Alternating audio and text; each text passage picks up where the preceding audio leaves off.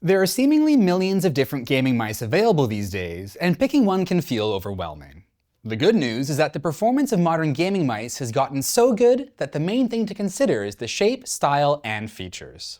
Hi, I'm Thomas from RTINGS.com, and today we're going to help you find the best gaming mouse. There are a couple of important questions to consider when choosing a gaming mouse. What kind of grip do you use? What's your hand size? And most importantly, how are you going to be using it?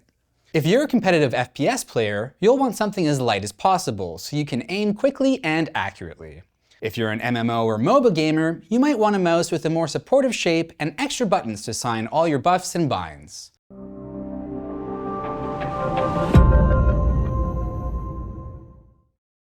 We'll open a bit counterintuitively. The high end of the mouse market is stacked at the moment. So there are a lot of really great options, all with slightly different sizes, shapes, and features to suit you.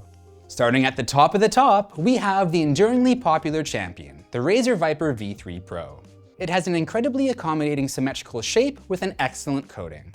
It's on the larger side of medium, but its shape makes it suitable for fingertip, claw, or palm grips for all but the smallest or largest hands. It has remarkably solid build quality too, despite its extremely light weight of 54 grams. That, in tandem with its outstanding feet, makes it glide super smoothly across any mouse pad. It's not all bark and no bite either, since its performance sits at the absolute top of the market. It has nearly instantaneous click and sensor latency, and sports a maximum polling rate of 8,000 Hz right out of the box. Believe it or not, Razer Synapse actually has a useful feature that adjusts the polling rate when you're in a game. This allows you to set a higher polling rate while in game to save you some battery life overall. If you're partial to a right-handed ergo shape, Razer also has the Death Adder lineup. Just like the Viper, the Death Adder V3 Pro and the Death Adder V3 Hyperspeed have remarkable raw performance, but come in sculpted right-handed shapes, with the Pro being the bigger model and the Hyperspeed being smaller overall. Now, it'd be a crime if we also didn't mention the Logitech G502 X Superlight 2. It competes head-to-head with the Viper and follows the same lightweight, FPS-focused ethos with an accommodating shape. Its performance is comparably fantastic, but the Razer has it beat with better mouse feet and a slightly more solid feeling build. On the other hand, you can have the Logitech in pink. It's also newly available with a right-handed ergo shape as a different model called the Logitech G502 X Superlight 2 Dex. Rolls off the tongue. It's all the same guts as the regular Superlight, but with a shape that's surprisingly more accommodating for smaller hands than the Death Adder. At this point, you might be asking, what if I don't want to sell a kidney to afford a mouse? Well, good news, you don't have to.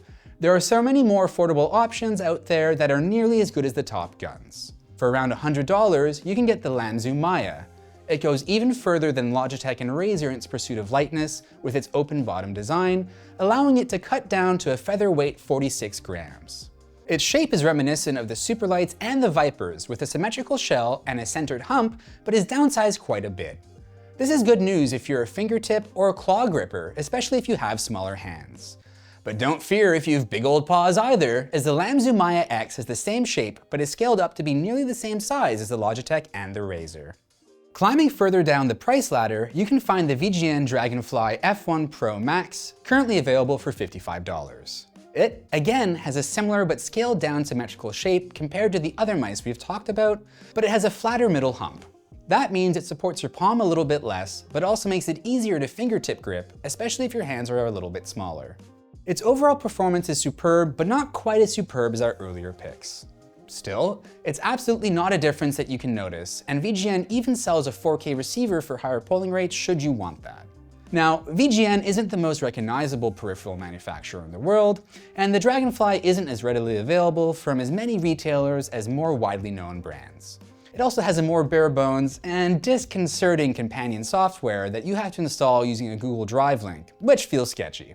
If you'd like to avoid all that and just walk into a local computer shop, or even just prefer something tried and true, the Logitech G305 is a fantastic budget choice. It's almost always available for under $50, sometimes dropping to as low as $30, and comes in a few fun colorways to boot. It has an egg-like shape that's on the smaller side, but still works for most hand sizes, even larger ones if you're okay with a fingertip grip. Its performance delivers too. While it doesn't offer the same bleeding-edge click latency as our more expensive picks, it's still great, and absolutely fine for 99.99999% of gamers. A much more noticeable downside is its weight. While all of the mice we've mentioned so far have been incredibly light, the G305 is slightly heftier at around 100 grams. This is partially thanks to it being powered by a AA battery. You can put it on a diet by using a lighter lithium-ion battery, or even a AAA battery with an aluminum foil ball to make a connection. Lastly, we'd be doing the community a disservice by forgetting to mention the Logitech G502 X. It's the latest iteration of a widely beloved favorite that stood the test of time. It's a multi-genre mouse with a very comfortable right-handed shape and a thumb rest. It also has plenty of additional inputs if you're partial to extra mouse binds, and it's available as a wired or wireless model, and with or without RGB lighting. Finally, the Razer Basilisk V3 is another mouse that trades blows with the G502. The main differences are that the Logitech is lighter with a better battery life, while the Razer has higher quality cable and set of feet. And that about wraps it up for the best gaming mice in 2024. This doesn't come close to covering everything available now, but it just highlights some of the best options we think are worth checking out. Remember that gaming mice really come down to personal preference, and it may take a few cracks to find the right nut for you. Until next time, I'm Thomas from RTINGS.com, where we help you find the best products for your needs. It has remarkably solid build quality too, despite its extremely light weight of 54 grams. You said remarkably. Ah! Oh, Remarkably solid.